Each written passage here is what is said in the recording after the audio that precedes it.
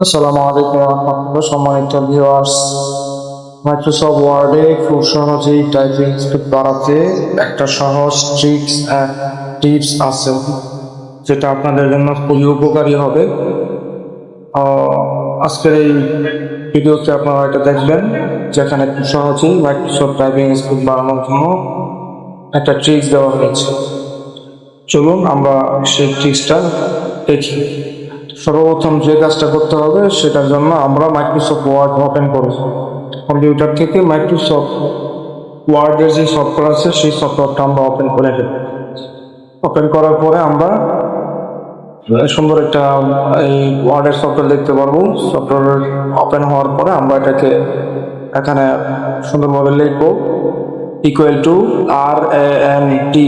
rand bracket 1, bracket close, তারপর enter button চাপ দেব। তো এন্টার বাটন চাপ দেওয়ার পরে যদি না আসে, তাহলে আমরা এটা একটা সেটিংস আছে, সেটিংসটা করে তারপরে এটা এন্টার বাটন প্রেস করার পরে একটা বাক্য আসবে এসে, দেখেন সে বাক্যটা এখন চলে আসছে। বাক্যটা হচ্ছে the quick down frog jumps over the lazy dog. ইংরেজি একটা প্রবাদ বাক্য, তো এখানে হচ্ছে এ থেকে জেড পর্যন্ত সব অক্ষরই আছে।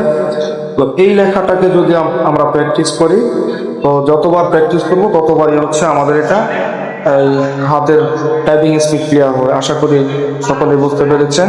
এটাকে যত বেশি প্র্যাকটিস করবেন তত বেশি আপনাদের টাইপিং স্পিড পাবে। আশা করি সকলকে অসংখ্য ধন্যবাদ।